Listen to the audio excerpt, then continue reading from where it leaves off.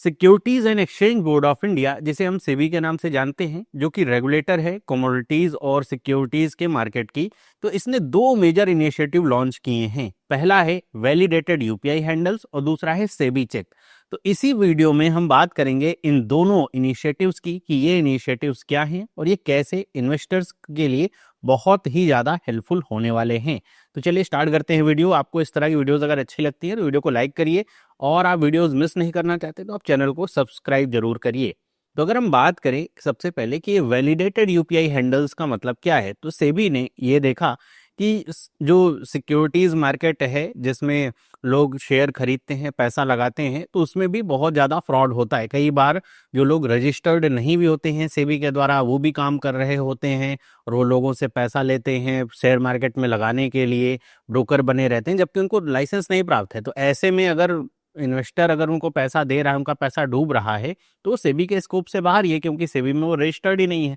तो ऐसे जो इस तरह के फ्रॉड्स होते हैं ना, कि गलत लोगों के हाथ में इन्वेस्टर का पैसा ना जाए, उससे बचने के लिए सेबी ने अक्टूबर 1 से ये लॉन्च किया है इनिशिएटिव वैलिडेटेड यूपीआई हैंडल्स का, जिसमें उसने कहा कि जितने भी इंटरमीडियरीज हैं, जैसे आपके ब्रोकर्स हो गए या फिर म्यूचुअल फंड के जो होते हैं वो सब हो गए, उनको कहा है कि आपको आज से एक स्टैंडर्डाइज यूपीआई आईडी जो है वो यूज करनी है पेमेंट्स के लिए, जिसमें जो सफिक्स होगा @valid वो ऐड होगा। मतलब जो भी रजिस्टर्ड होगा सेबी के माध्यम से इंटरमीडियरी, उसकी अगर आप पेमेंट करेंगे, उस पर पेमेंट करेंगे, तो उनकी यूपीआई आईडी में @valid लिखा हुआ आएगा, और जो रजिस्टर्ड नहीं होगा उसमें ये @valid लिखा हुआ नहीं आएगा। तो आप भी समझ पाएंगे कहाँ पे आप पैसा दे रहे हैं।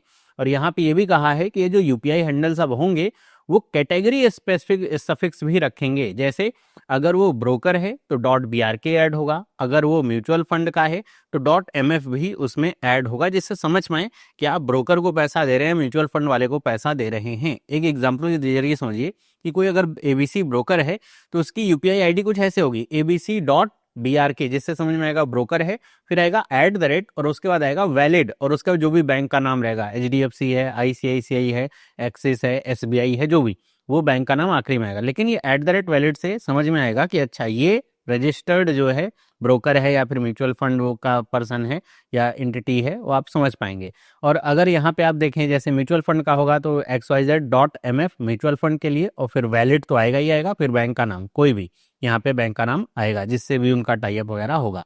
अगर हम यहाँ पे देखें तो इसके अलावा एक और इसमें ऐड किया गया है कि ये जो हैंडल्स होंगे ना, जो वेरीफाइड हैंडल्स होंगे, तो इन या वैलिडेटेड हैंडल आप कह लीजिए यूपीआई हैंडल, तो उनके आगे ऐसे ग्रीन ट्रायंगल में थम्स अप का साइन भी निकल के आएगा। मतलब जब आप पेमेंट कर रहे होंगे तो ऐसे ग्रीन ट्रायंगल होगा और जिसके अंदर ऐसे थम्स अप का साइन ऐसे बन करके आएगा, जिससे आप समझ पाएंगे कि ये जो हैंडल है ये वैलिडेटेड हैंडल है, और इस पे अगर हम पेमेंट कर रहे हैं तो ये जिसको हम पेमेंट कर रहे हैं वो सही पेमेंट जा रही है।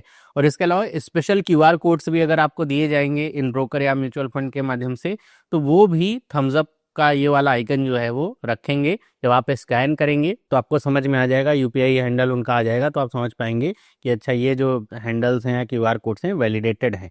तो ये बहुत ही फायदा करेगा इन्वेस्टर्स का, ताकि उनका पैसा गलत हाथों में ना जाए। तो ये तो पहला जो कह सकते हैं इनिशिएटिव है वो लिया गया है सेबी के माध्यम से। इसके बाद जो दूसरा इनिशिएटिव है वो है सेबी चेक टूल। तो सेबी चेक टूल क्या है? ये एक डिजिटल वेरिफिकेशन प्लेटफॉर्म है जो कि सेबी की वेबसाइट और सारथी मोबाइल ऐप पे उपलब्ध होगा, और जो ऑफिशियल पोर्टल्स है उन पे उपलब्ध होगा।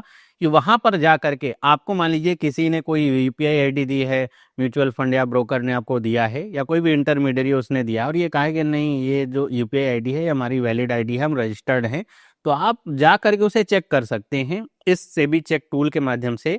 वो आप यूपीआई आईडी उसमें डालेंगे, या फिर जो बैंक अकाउंट डिटेल्स, मान लीजिए उसने यूपीआई आईडी नहीं दी है और आपको नेफ्ट करना है, IMPS करना है, तो उसके लिए आपने बैंक अकाउंट डिटेल ली है, तो बैंक अकाउंट डिटेल लेने से आपको नहीं समझ में आ पाएगा कि वो वैलिड है या फिर जो इंटरमीडियरी है वो रजिस्टर्ड है कि नहीं है।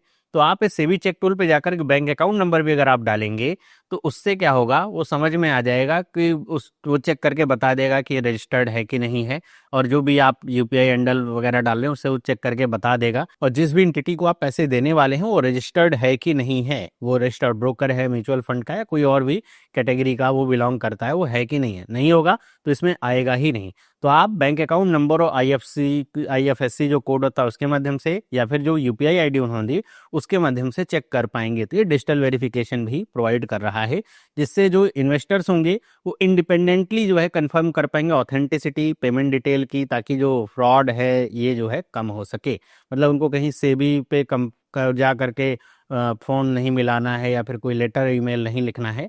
उनको टूल उपलब्ध हो गया है। आपको अगर चेक करना है आप जाइए सेबी चेक टूल का उपयोग करिए, डालिए, आपको समझ में आ जाएगा कि जो भी एंटिटी है वो रजिस्टर्ड है कि नहीं है। तो ये दो कह सकते हैं मेन जो इनिशिएटिव लॉन्च किए गए सेबी के द्वारा इन्वेस्टर्स के पैसे को सेफ रखने के लिए और जो फ्रॉड है आजकल चल रहा उससे निजात दिलाने के लिए, और कह सकते हैं उसको बहुत भारी मात्रा में कम करने के लिए। कोई भी आपको फ़ोन करके कह सकता है कि आपका जो म्यूचुअल फंड की पेमेंट जानी है और मैं यहाँ से बोल रहा हूँ, आप जान रहे होंगे जहाँ से आपने लिया होगा कि अच्छा ठीक है, आपको कोई यूपीआई भेज देगा, आपने पेमेंट कर दी और पता चला वो सही था नहीं, फ्रॉड था और आपने पेमेंट कर दी, तो पैसे तो गए गए और जो म्यूचुअल फंड की पेमेंट वगैरह आपकी जानी थी वो उसमें भी पैसे नहीं जा रहे।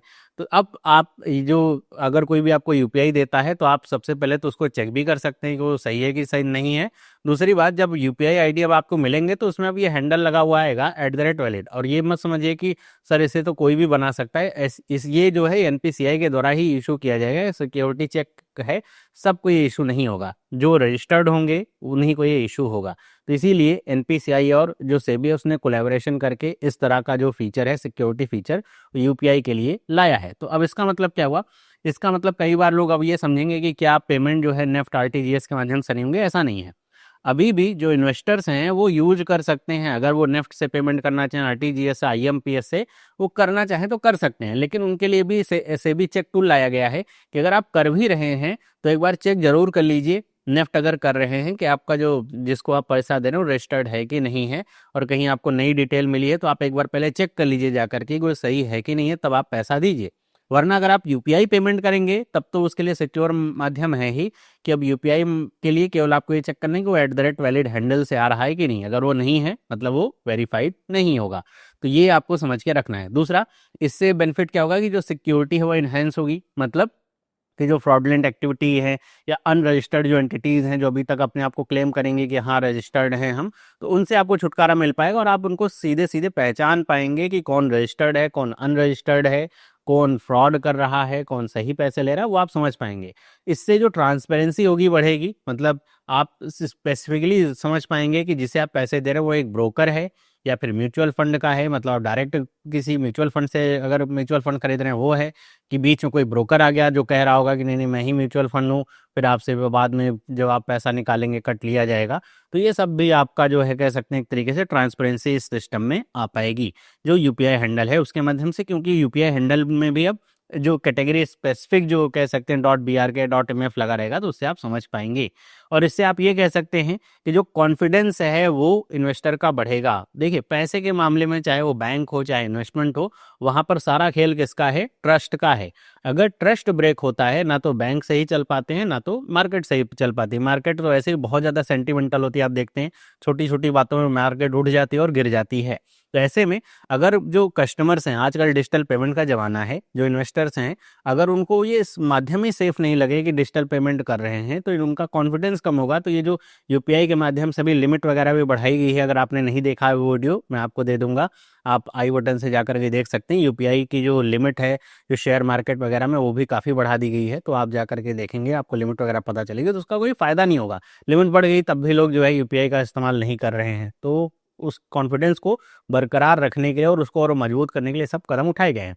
और इसमें एक पॉजिटिव बात यह है कि इसका वाइड अडॉप्शन हुआ है, मतलब 90% से ज़्यादा जो ब्रोकर और जो म्यूचुअल फंड रजिस्टर्ड एंटिटीज़ हैं उन्होंने पहले ही ये जो सिस्टम है, मतलब वैलिडेटेड यूपीआई हैंडल हो गया या फिर सेबी चेक टूल वगैरह में अपनी जो डिटेल्स वगैरह प्रोवाइड करनी रहे, वो सब पहले ही अडॉप्ट कर लिया है। जिससे होगा क्या कि ज़्यादातर अब जो ब्रोकर और म्यूचुअल फंड एंटिटीज़ हैं जो रजिस्टर्ड है सेबी के साथ, आप चेक करेंगे तो सही ही पाए जाएंगे। और उन्होंने सारे जो भी इसमें इसके लिए कदम उठाने थे वो उठा लिए। मतलब एडॉप्शन बेस का काफ़ी अच्छा है। वो भी चाहते हैं जो रजिस्टर्ड एंटिटीज़ हैं कि भाई फ्रॉड वगैरह कम से कम हो और लोग सही जगह अपना पैसा लगाएं। तो इससे आप ये समझ सकते हैं कि जो एक एनपीसीआई ने यूपीआई चलाया है उसका सिर्फ एक फ़ायदा ये नहीं है कि आप आसानी से पेमेंट कर सकते हैं, बल्कि उस पेमेंट को आप सिक्योर कर सकते हैं। तो एनपीसीआई की यूपीआई का जो सिक्योरिटी मेजर है वो सेबी ने यूज़ किया है। तो एनपीसीआई, सेबी और जो भी वेरियस स्टेक होल्डर्स हैं, इंटरमीडियरीज हो गए, बैंक्स हो गए, वो सब ने मिल करके ये कदम जो है उठाया है और इसीलिए कदम सक्सेसफुल होता हुआ दिख रहा है। 90% एडॉप्शन हो ही चुका है, 10% बचा है जो कि आने वाले समय में बहुत तेजी से वो भी हो जाएगा, हो सकता है हो भी गया हो इस वीडियो के बनने तक। तो ये आप समझ सकते हैं कि अब आपको अगर यूपीआई के माध्यम से पेमेंट करनी है तो आपको बस ये देखना है कि वहाँ पे वैलिड एडेड है कि नहीं है। अगर आप नेफ्ट या आरटीजीएस के माध्यम से पेमेंट करना चाहते हैं तो भी कर सकते हैं। बस आपको पेमेंट करने से पहले अगर शक है तो आप चेक कर सकते हैं सेबी चेक टूल का, जिससे आपकी जो डिजिटल पेमेंट है पहले से ज़्यादा सिक्योर हो पाए और आपका पैसा सही जगह लगे, ये भी आपको विश्वास रहे। तो ये थी पूरी वीडियो। अगर वीडियो आपको इन्फॉर्मेटिव लगी है तो वीडियो को लाइक करिए। इस तरह की और बेहतरीन वीडियोस के लिए चैनल को सब्सक्राइब करिए। प्लेलिस्ट आपने नहीं देखी है तो प्लेलिस्ट देखिए, उसमें इस तरह की बहुत सारी वीडियोस मैंने बना रखी है, तो वो भी आपके लिए फ़ायदेमंद होगी। तो मिलते हैं अगली वीडियो में। सभी लोगों को बाय।